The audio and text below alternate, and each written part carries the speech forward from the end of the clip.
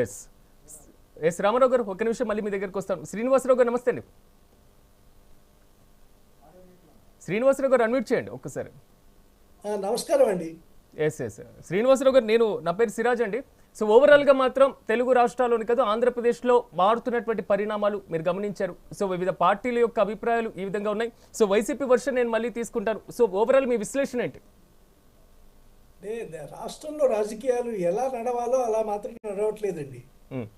ఈ నోరు పారేసుకోవడం కొత్త ఏమి కాదు. ఇది వైకాపాకి మాత్రమే పేటెంట్ కాదు, గతంలో కూడా ఉన్నాయి ఇలాంటివి.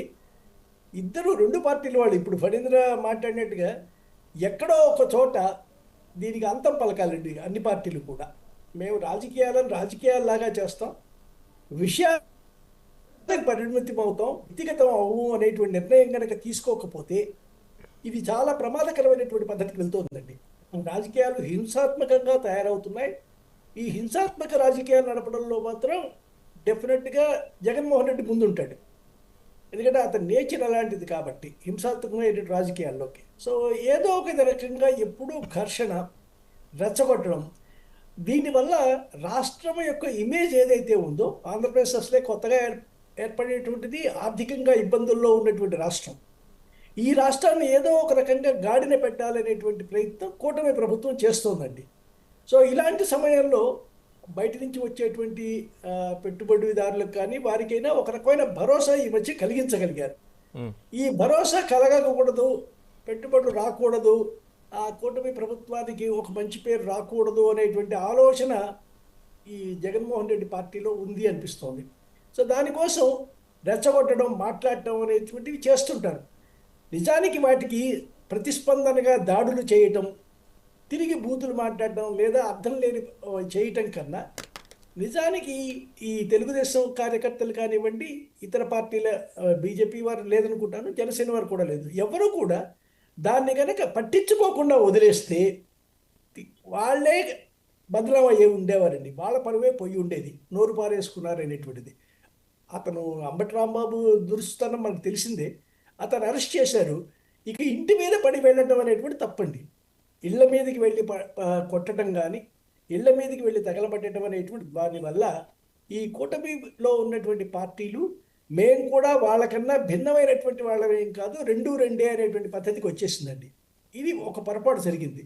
దీన్ని బహుశా చంద్రబాబు గమనించినట్టున్నారు. ఇమేజ్ కాన్షియస్ ఉంది కాబట్టి చంద్రబాబుకి గమనించినట్టున్నాడు. వాళ్ళ కార్యకర్తలకి నచ్చజెప్పినట్టున్నాడు, ఇక దురుసుతనం వద్దు అనేటువంటిది మాటల్లో. సో ఒక పార్టీ రెచ్చిపోతున్నప్పుడు శ్రీనివాస్ గారు, ఈ దాడుల వ్యవహారానికి సంబంధించి వైసీపీకి ఒక ఆయుధం ఇచ్చినట్లయిందంటారా? తప్పకుండా అండి. ఇప్పుడు వాళ్ళకు ఒక అంశం లేకుండా, అంటే ప్రజల్లోకి వెళ్ళటానికి ఒక అంశం లేనప్పుడు వీళ్ళు ఇస్తున్నారండి. మన పాత జానపద సినిమాల్లో చూస్తుంటాం, అవతల వాడి కత్తి పోయినప్పుడు, కింద పడినప్పుడు యువతల హీరో మళ్ళీ తీసుకోవాలి కత్తి అందించినట్టుగా ఉంటుంది ఈ నాటకం. ఇదంతా కూడా అతనిని పూర్తిగా ఎంతగా అసలు పట్టించుకోకుండా ఉంటే జగన్మోహన్ రెడ్డి మాటల్ని కానివ్వండి, జగన్మోహన్ రెడ్డితో ఉన్నటువంటి ఇతర నాయకుల్ని కానీ ఏమాత్రం పట్టించుకోకుండా మీరు మాట్లాడేటువంటిది మీరే నవ్వుల పాలవుతారు, మేమేమీ దానికి సమాధానం చెప్పక్కర్లేదు అనేటువంటి స్థాయికి పరిపక్వత రావాలండి. ఈ కూటమి పార్టీల్లో చేసుకుంటాడు, వాడే నోరు పారేసుకుంటాడు. ఎలా చెప్పాలో వాడు చెప్పాలి. దాడులకు మాత్రం వెళ్ళకూడదండి. మాట్లాడటం చేయటం సబబుగా ఉంటుంది. ఇప్పుడు ఏమైంది, మొత్తం ఇష్యూ అంతా ఎక్కడికి వెళ్ళింది, మా మీద దాడి చేశారు, మీది కూడా రౌడీ మూకలే అనేటువంటి వచ్చేసింది. కానీ ఇక్కడ రంగంలోకి కేంద్ర ప్రభుత్వం దిగబోతుందా? ఎందుకంటే కేంద్ర హోంశాఖ మంత్రిని నేను కలుస్తానని చెప్పినటువంటి కాన్సెప్ట్ కనబడుతుంది. సో ఇలాంటి పరిస్థితుల్లో కేంద్రంలో ఉంది బీజేపీ ప్రభుత్వం, రాష్ట్రంలో కూటమిలో ఉన్నటువంటి పరిస్థితి. సో ఈ ఈక్వేషన్స్ ఎలా చూడాలి? ఎలా ఉన్నప్పటికీ కూడా లా అండ్ ఆర్డర్ అనేటువంటి రాష్ట్ర సబ్జెక్ట్ అండి. రాష్ట్ర ప్రభుత్వం దాన్ని పరిశీలించుకోవాల్సిందే తప్పించి వెళ్ళి కేంద్రానికి ఫిర్యాదు చేయటం కానీ, అమిత్ షాతో ఇంటర్వ్యూ తీసుకోవాలనే ప్రయత్నం చేయటం కానీ ఇవి సబబే.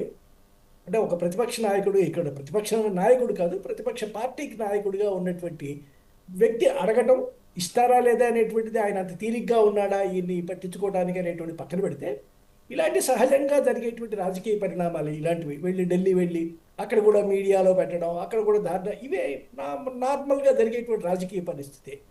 అయితే బీజేపీ, కేంద్రంలో ఉన్న బీజేపీ జోక్యం చేసుకుంటుంది.